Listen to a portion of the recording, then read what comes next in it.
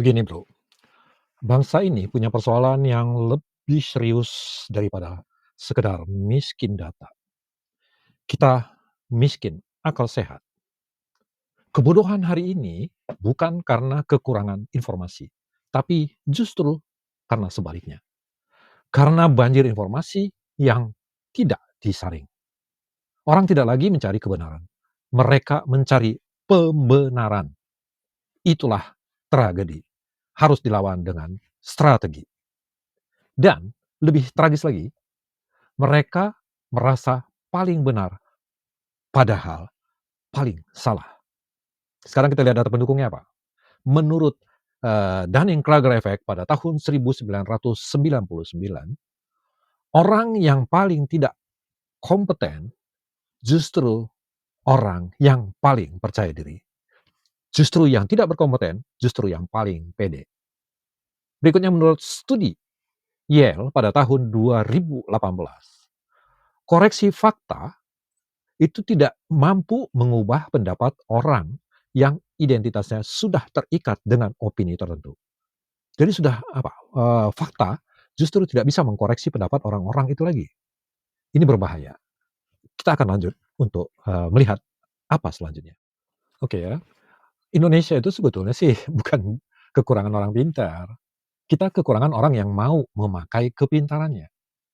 Karena ya, kebodohan modern bukan soal otak kosong, melainkan kepalanya sudah penuh, tapi ya nggak mau berpikir gitu. Orang bodoh tidak butuh bukti untuk menjadi yakin. Tapi mereka tuh yang butuh adalah perasaan untuk merasa benar.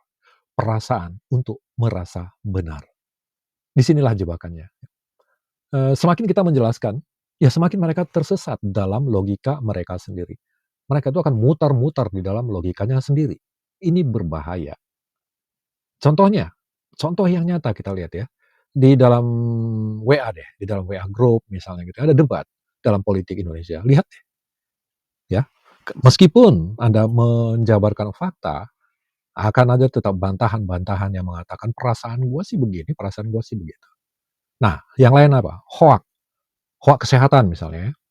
Oh, kalau lu minum air garam, penyakit lu semuanya bisa sembuh. Coba deh. Kalau memang bisa benar kayak gitu, nggak perlu ada rumah sakit. Ya. Yang lain apa? Cukup dengan mendaftar dan menyerahkan uang Anda, akan secara otomatis AI akan memberikan keuntungan menurut perhitungan saham.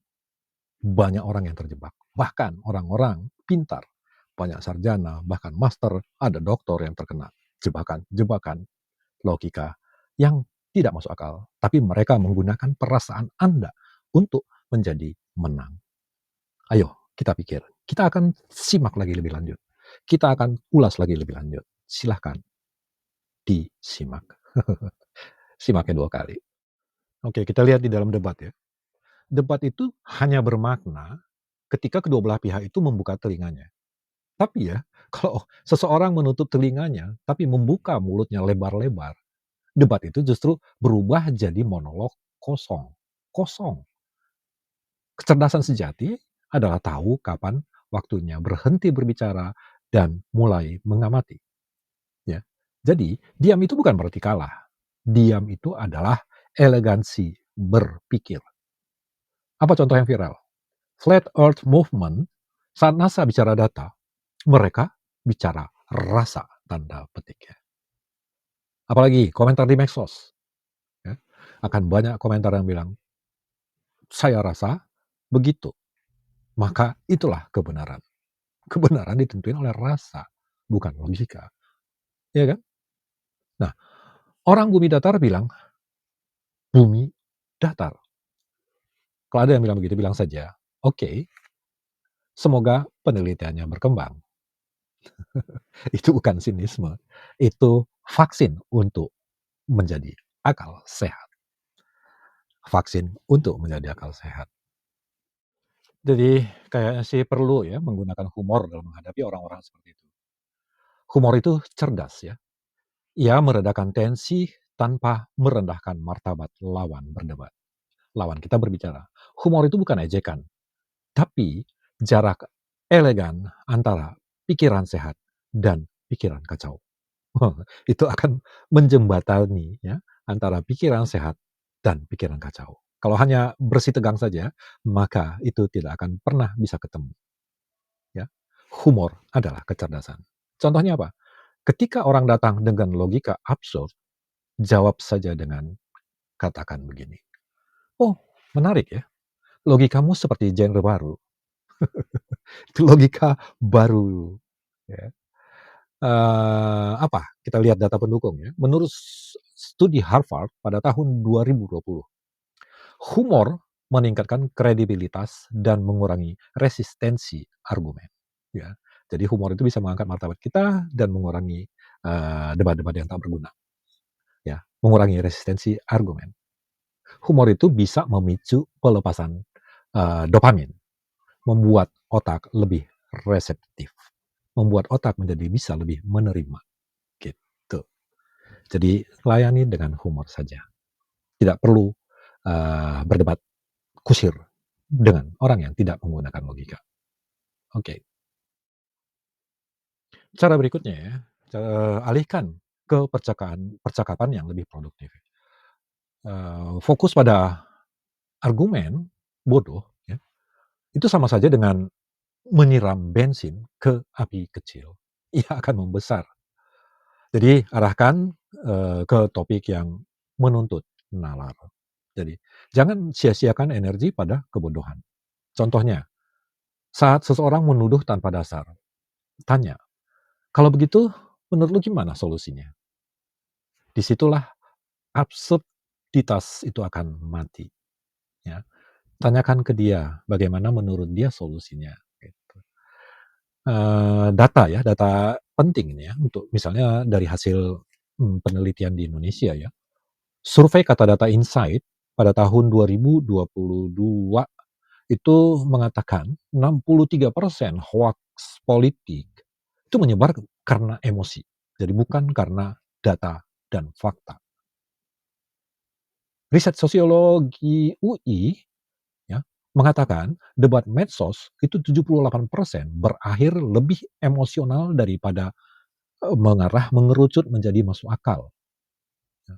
Jadi kalau saling mempertahankan perdebatannya, nggak mencapai apa-apa.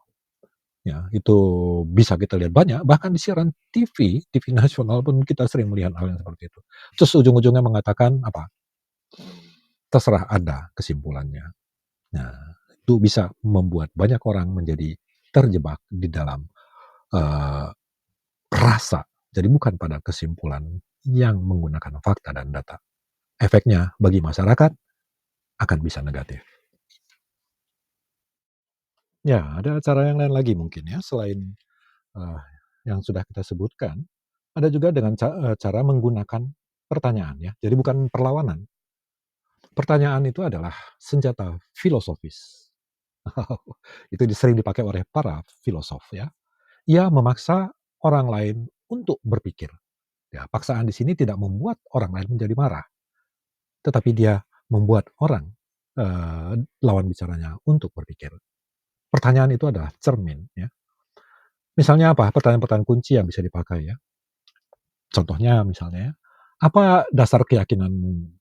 Atau yang lain, kamu yakin sudah cek faktanya? Cara berikutnya ini memang sering dipakai ya, datanya dari mana? Gitu. Untuk contoh politik hari ini ya, saat orang berkata, "Oh semua data itu kan settingan." Gitu. Ya, bisa dijawab dengan mengatakan, bagian mana yang kamu verifikasi sendiri? Bagian mana yang kamu maksud dengan settingan? Biasanya lawan bicara itu akan diam. Diam adalah argumentasi terbaik mereka. Yang pasti ya kalau berdebat dengan, kebodohan, itu akan, membuat energi kita tercuri, sia-sia ya. Jadi dalam debat bodoh, siapapun yang marah duluan itu sudah kalah. Karena kemarahan adalah penanda bahwa logika dikalahkan oleh emosi. Meskipun Anda pengguna, logika, kalau Anda dikalahkan oleh emosi, maka Anda sudah kalah. Jadi apa, ketenangan adalah benteng terakhir dari akal sehat. Contohnya misalnya gini, saat diserang kata kasar, balasnya gimana? Kalau kamu tenang, kita bisa lanjut. Nah, itu bukan kelemahan, itu me-manage martabat. Martabat di-manage supaya tidak dikalahkan oleh emosi.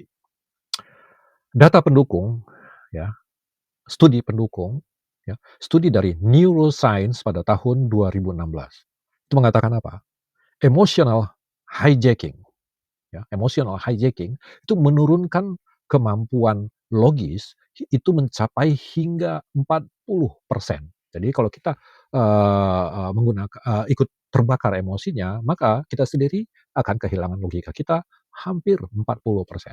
Jadi jangan katakan, pakai logika dong lo, sambil marah-marah. Sebetulnya Anda sendiri sedang kehilangan logika. Jadi apalagi studi WHO pada tahun 2023 memaparkan bahwa toxic communication itu meningkatkan stres kronis, penyakit tuh. Ini WHO loh yang ngomong pada tahun 2023, ya. Toxic communication itu akan meningkatkan stres kronis. Jadi nggak usahlah emosi-emosian, itu bikin stres sendiri, bisa sampai kronis. Nah, terus ini, penting nih Bro ya, bagian akhir itu seringkali menjadi penentu juga ya. Makanya akhiri percakapan itu dengan elegansi. Kemenangan logika tidak menjamin kemenangan percakapan, ya. Kemenangan logika itu nggak menjamin kemenangan percakapan. Kadang kebijaksanaan itu adalah tersenyum, lalu melangkah pergi. Jadi bukan menang, tapi selesai. Contohnya ketika debat tak berujung, ya, kita biarkan waktu yang akan menjawab. Nah, itu kalimat ini ya, ini punya, 2 makna ya. Satu ya, artinya itu apa? Saya tidak mau buang-buang energi untuk hal sepele seperti ini. Arti yang lain, arti yang kedua nih ya, saya percaya bahwa logika lebih sabar daripada manusia. Hmm. Artinya, ya waktu yang akan menjawab kebenarannya. Gitu. Oke, kita akan berikutnya lanjut ke segmen khusus nih ya. Ya, di segmen khusus ini kita akan melihat kondisi Indonesia hari ini ya, gimana. Contoh nyata kekurang cerdasan publik, kalau istilahnya Rocky Gerung itu disebutnya kedunguan, kedunguan publik. Kita lihat Indonesia hari ini ya, banyak keputusan publik tidak lahir dari data, tetapi dari emosi, dari rasa. Kita lihat beberapa contohnya ya, secara ilmiah nih. Satu ya, ada nanti kita lihat akan beberapa ini. Yang pertama satu, fenomena hoak politik ya. Data Kementerian Kominfo pada tahun 2024 itu mengatakan 4.870-an hoax terdeteksi dalam setahun. 78% hoax menyebar via WhatsApp keluarga. Ya mungkin bisa bilang ada banyak sebetulnya, tapi ya ini menurut yang sudah dikategorikan oleh Kominfo itu mencapai hampir 5.000 hoax dalam setahun. Waduh, ya bayangin deh, dalam 1 tahun masuk berita yang tidak benar ke dalam pikiran kita tanpa kita sadari. Yang kedua, fanatisme terhadap figur ya, jadi bukan gagasan. Anda merasa bagian dari itu enggak? Anda mengagumi seseorang, bukan mengagumi kebijaksanaannya. Ya. Bangsa ini lebih sibuk itu mengidolakan wajahnya daripada membaca isi programnya. Anda bisa terjebak, Anda akan kecewa, merasa tertipu. Itu didukung oleh data survei SMRC pada tahun 2023 yang mengatakan bahwa 62% pemilih ya, mengaku memilih berdasarkan kesukaan pribadi. Kesukaan pribadi diserahkan untuk mengurus dirinya, untuk menjadi pemerintahan. Jadi bukan berdasarkan visi misi dari calon tersebut. Ya. Nanti menyesalnya belakangan. Ya, kita ternyata nggak bisa diurus dengan benar dengan hanya karena suka kepada tokoh yang Anda pilih. Itu tadi yang kedua. Yang ketiga, debat publik yang emosional. Jadi bukan logis. Sering kali kita lihat itu ya di media-media, baik yang media-media medsos, juga media-media yang nasional. Analisa Drone Emprit itu mengatakan apa? Percakapan politik di medsos Indonesia ya, ini mencapai hampir 80% ya, 78% itu bernada emosional. Wah, berdebat kok pakai emosional, itu bukan berdebat, itu berantam, berantam mulut. Oke, kita masuk ke yang keempat ya. Ini agak menyedihkan ya. Kita anti sains di era modern. Berbahaya sekali ini. Kita bisa ketinggalan jauh loh daripada negara-negara lain kalau ini tetap dipertahankan ya. Masih muncul tuh klaimnya apa tuh, vaksin itu bikin magnet. Wah, itu terjadi pada tahun berapa tuh? 2021 sampai 2023-an ya. Dibilang vaksin itu bisa bikin magnet, bisa jadi apa, klaim lagi bisa chip di dalam vaksin, itu sempat trending juga gitu ya. Terus mikir nggak logikanya gimana? Hah? Kita itu hidup di zaman ketika sains itu jalan kaki, tapi opini justru bisa kencang naik motor. Kita hidup di dalam dunia seperti itu, coba bayangin ya. Yang berikutnya lagi nih ya, pengabaian data ekonomi ya. Kalau udah debat soal utang negara, udah deh, sering dilebih-lebihkan tanpa membaca laporan resmi APBN, ya. Itu harus bisa dibaca gitu, dibaca kalau memang ditemukan ada hal-hal yang tidak sesuai, nah itu juga adalah fakta. Tapi tanpa membaca itu mengatakan membuat kesimpulan sesuatu, meyakini sesuatu yang karena didengar dari tokoh yang kita sukai tadi, jadi bukan karena dari fakta dan data, maka kita akan terjebak ke dalam jurang-jurang kedunguan, kata Rocky Gerung. Sekarang kita masuk ke dalam closing. Jadi kecerdasan itu bukan hanya soal berpikir tajam, ya, tapi ya juga tahu gitu ya, kapan pisau logika itu harus digunakan dan kapan harus dikembalikan ke dalam sarungnya. Melawan kebodohan, melawan kedunguan, tidak perlu suara yang keras, tidak perlu emosi, cukup dengan ketenangan. Karena kebenaran tidak perlu dipertahankan dengan berteriak, teriak, teriak, teriak, marah, marah. Ya, ia bisa berdiri sendiri. Kebenaran itu akan berdiri dengan sendirinya. Akal sehat adalah kompas terakhir. Oke, sekarang terakhir sebagai penutup. Pertanyaan sekarang, berapa banyak ya energi yang telah Anda gunakan untuk berdebat yang seharusnya tidak perlu dimenangkan? Berapa banyak?